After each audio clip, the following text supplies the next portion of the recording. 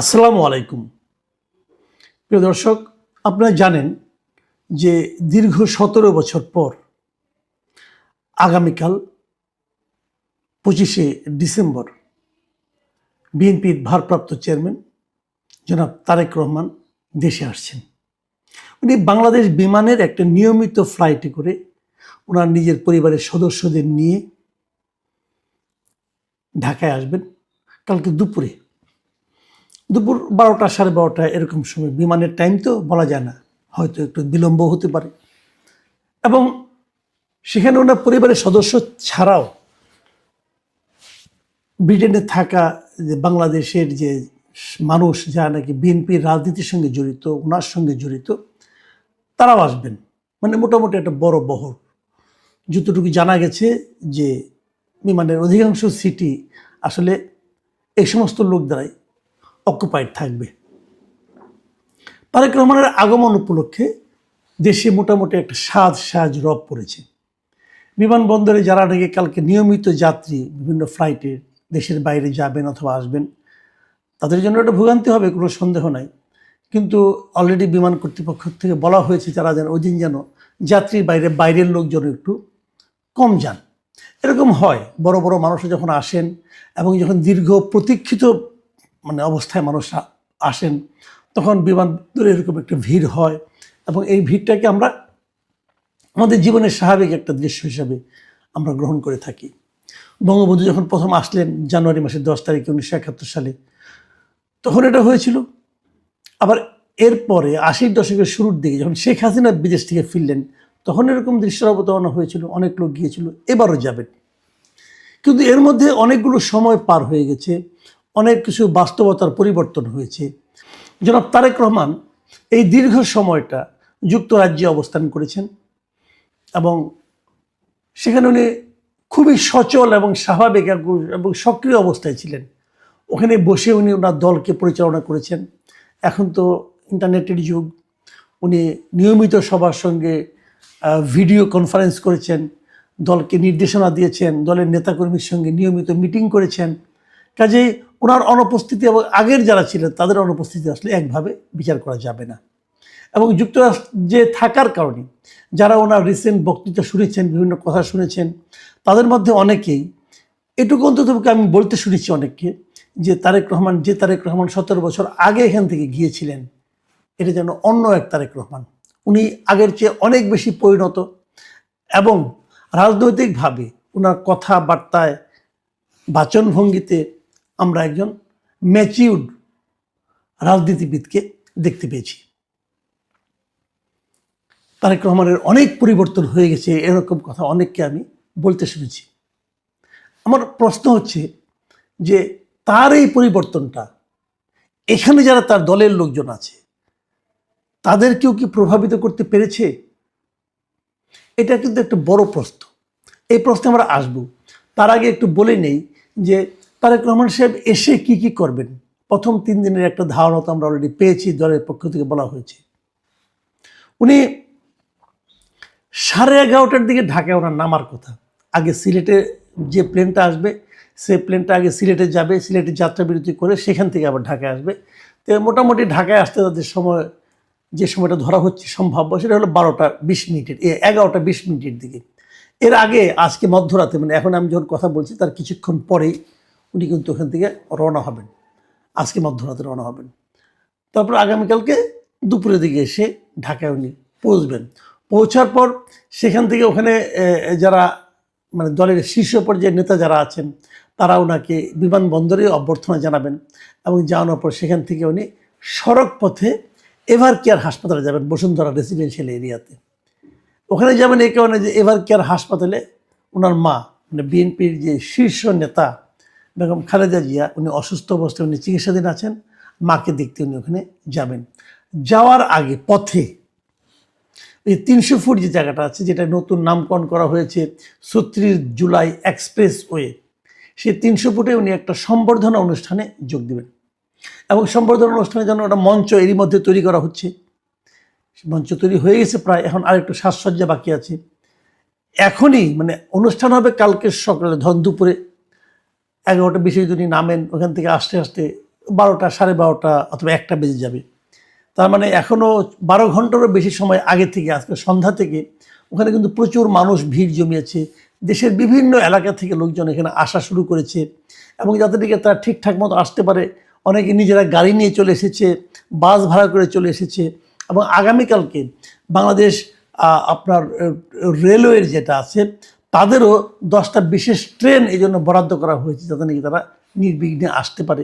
এবং এই 10টা ট্রেনের যে ভাড়া, সেই ভাড়াও অলরেডি রেলওয়েকে দিয়ে দেওয়া হয়েছে, যেটা নাকি বিএনপি দিচ্ছে। মানে প্রস্তুতির কোনো শেষ নেই, এখন থেকে শুরু হয়েছে বিপুল প্রস্তুতি। তারেক রহমানকে সম্বর্ধনা জানানো হবে, এবং আসার পর উনি কী করবেন সেগুলো মোটামুটি একটা ধারণা কিন্তু পাওয়া গেছে। এই যে উনি এখানে শেষ করে, সম্বর্ধনা শেষ করে উনি গুলশানে যাওয়ার আগে বাসা, উনি নিজে যেখানে থাকবেন সে বাসাও ঠিক করা হয়েছে। সেখানে যাওয়ার আগে উনি তার মাকে দেখতে এভার কেয়ারে যাবেন, তারপরে বাসায় যাবেন। তারপরে এই দিন আর কালকে আর কোনো অনুষ্ঠান থাকবে না। তারপরের দিন মানে 26 তারিখে শুক্রবার দিন উনি জুম্মা নামাজের পর তিনি এই শেরেবাংলা নগরে যাবেন, যে জিয়ার কবর জিয়ারত করবেন। সেখান থেকে জাতীয় স্মৃতিসৌধে যাবেন, যে মুক্তিযোদ্ধা শহীদদের প্রতি শ্রদ্ধা জানাবেন। এরপর 27, ওই দিন আর কোনো পরিকল্পনা নেই। 27 তারিখে মানে শনিবারও ওনার 2টা কর্মসূচি আছে।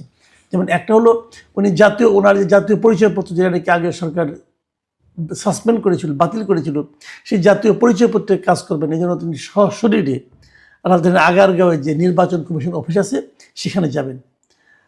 সম্ভবত সেখানে যাবেন, এটা এখনও কনফার্ম করা হয়নি, কিন্তু যাবেন। এবং ওই দিনই ভোটারের সমস্ত কাজ শেষ করে উনি পরে শহীদ ওসমান হাদির কবর জিয়ারত ঢাকা বিশ্ববিদ্যালয় এলাকায় যাবেন। এবং সেখান থেকে ওসমান হাদির কবর জিয়ারতের পর সেখান থেকে শ্যামলীতে পঙ্গু হাসপাতালে যে চিকিৎসাধীন জুলাই গণঅভ্যুত্থানের আহত ব্যক্তি আছেন তাদের দেখতে যাবেন। তারপর হয়তো উনি আরও একটা অনুষ্ঠান, আরেকটা প্রোগ্রামে অংশ নেবেন, সেটা এখন ডিটেল জানানো হয়নি। এই হলো মোটামুটি আগামী 3 দিনের প্রোগ্রাম। যে প্রশ্নটা আমি শুরুতে করেছিলাম সেটা হলো, এই যে উনি আসছেন এতদিন পরে, আমরা কিন্তু অনেকে ভেবেছিলাম, যেমন আমি নিজেও ভেবেছিলাম যে উনি আরও আগে আসবেন। আমার এমনও ধারণা ছিল যে উনি মানে যেহেতু ওনার নামে যখনই সমস্ত মামলা শেষ হয়ে গেল তখনই উনি দেশে আসবেন। কেন আসেননি এটা আমি জানি না, উনি বলতে পারবেন। কিন্তু আমার একটা দাবিই ছিল যে কত তাড়াতাড়ি উনি আসতে পারেন। তারপরেও তফসিল ঘোষণার পর উনি চলে আসছেন। এখনও নির্বাচনের আর 2 মাস 3 মাস 2 মাসের মতো বাকি আছে। এই সময়ে আসাটাও আমার কাছে মনে হয়েছে খুবই ইঙ্গিতপূর্ণ এবং ইতিবাচক। আমি কয়েকদিন আগে বলেছিলাম যে ওই যে উনি দেরি করে আসছেন, এটা নিয়ে আমার অনেক আপত্তি থাকলো, ব্যক্তিগতভাবে আমার চাহিদা আরও আগে থাকলো। এখন আমার কাছে কেন যেন মনে হচ্ছে ওনার এই আসার পেছনে একটা স্ট্র্যাটেজি, পলিটিক্যাল স্ট্র্যাটেজি কাজ করেছে আমার ধারণা। কারণ ওনারা তো পলিটিক্স করেন, ওনারা নিশ্চয়ই আমাদের চেয়ে, আমাদের মতো সাধারণ মানুষের চেয়ে অনেক বেশি বুঝেন। ওনাদের হিসাব নিকাশ সম্পূর্ণ ডিফারেন্ট। আমাদের হিসাব নিকাশের মধ্যে, আমাদের চাহিদার মধ্যে আবেগ থাকে, ওনাদের চাহিদা এবং হিসাব নিকাশের মধ্যে যুক্তি থাকে।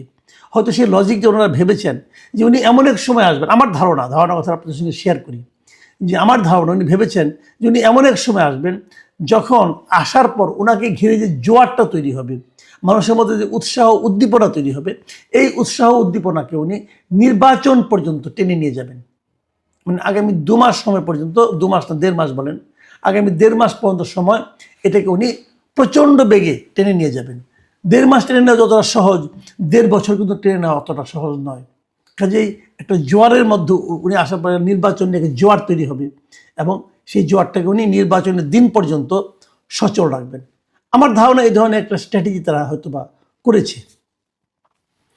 উনি আসার পর নানা রকম কর্মসূচি তৈরি হবে, উনি কী করবেন জানি না, বাট আমার কিছু ওনার কাছে কিছু বক্তব্য, আমার চাহিদা, এটা আমি এই সুযোগে জানাতেই চাই। দেখুন, তারেক রহমান ব্যক্তি হিসেবে উনি কি করবেন না করবেন, অথবা বিএনপিকে নির্বাচনে বিজয়ী হতে হবে কি হবে না, জামাতে ইসলাম কতটুকু ভালো করবেন কি করবেন না, অথবা জামাতের আমির যিনি আছেন ডাক্তার শফিকুর রহমান, তিনি কতটুকু মানে স্মার্টলি পুরো বিষয়টাকে হ্যান্ডেল করবেন, এগুলো নিয়ে কিন্তু ভাই আমার নিজস্ব কোনো মাথা ব্যথা নাই, আমার কোনো পক্ষপাতিত্বও নাই। আমার বক্তব্য হলো যে ওনারা কি করলে পর আমার দেশটার ভালো হবে, আমরা সাধারণ মানুষ ওনাদের কোন কাজের উপর ভরসা করে আছি, আমরা ওনাদের কাছ থেকে দেশের স্বার্থে কি আশা করি, সেটাই হলো আমার মূল চাহিদা। এরই মধ্যে প্রায় 1 বছর 4 মাস তো পারই হয়ে গেল হাসিনা সরকারের পতনের পর। ইন্টারিম গভর্নমেন্ট ছিল, কিন্তু তাদের কাজকর্মে, তাদের কাছে আমাদের যে প্রত্যাশা ছিল তার কতটুকু মিটেছে এটা নিয়ে কিন্তু সন্দেহ অনেকেরই আছে, আমার তো খুব বেশি আছে। আমি মনে করি তারা তেমন কোনো ভালো কাজ করতে পারেন নাই, এমন কিছু করতে পারেন নাই যা নাকি আমাদের দেশের জন্য দীর্ঘমেয়াদে অথবা স্বল্প মেয়াদে অসাধারণ ভালো কোনো সম্ভাবনা তৈরি করেছে। এটা আমার কাছে কখনোই মনে হয় নাই। ওনারা যার যার ব্যক্তিগত স্বার্থ, যা নাকি বাই চান্স উপদেষ্টা হয়ে গেছেন, তারা তাদের ব্যক্তিগত স্বার্থ চরিতার্থ করেছেন। কেউ কেউ ঝিমিয়েছেন, কেউ কেউ কোনো কাজই করেননি, চুপচাপ বসে থেকেছেন, সরকারি টাকায় চিকিৎসা করেছেন, এগুলো হতে পারে। বাট আমি মনে করি না যে ওনারা যে বিশাল কিছু করে দেখিয়ে দিয়েছেন যে দেশ কীভাবে চলতে হয়। ওনারা একটা সংস্কার নামক একটা কাজ করেছেন, সেই সংস্কারের কোনো প্রতিফলন কিন্তু আমরা ওনাদের এই সরকারের মধ্যেও দেখিনি, যেটা দেখা উচিত ছিল। ওনারা যদি দেখাতে পারতেন যে ওনারা কীভাবে চালাচ্ছেন, সেটা বলতে পারতেন যে আমরা সংস্কারের এই কাজগুলো নিজেদের মধ্যে অ্যাডপ্ট করেছি, অতএব আপনারা যদি সংস্কারের পক্ষে ভোট দেন তাহলে হয়তো এই জিনিসগুলো আপনারা বাস্তবে দেখতে পারবেন। সেটা কি আমরা কেউ জানি না। এখন তারেক রহমান আসার পর আমি যেটা চাই, আমার যেটা চাহিদা, সেটা হলো গিয়ে উনি কি দলকে নিয়ন্ত্রণ করতে পারবেন? আমি মনে করি বিএনপি দল গত এই 1 বছর 4 মাসে ওনারা যা যা করেছেন, এখন এই দলটাকে শক্তভাবে নিয়ন্ত্রণ করার দরকার আছে। আমি যেরকম একটু আগে বললাম যে অন্তর্বর্তী সরকার এমন কিছু দেখাতে পারেনি যার উপর নির্ভর করে এই সরকারের উপর মানুষের আশা ভরসা প্রত্যাশা অনেক বেড়ে যায়। মানুষের নির্বাচন নিয়ে আশঙ্কা আছে।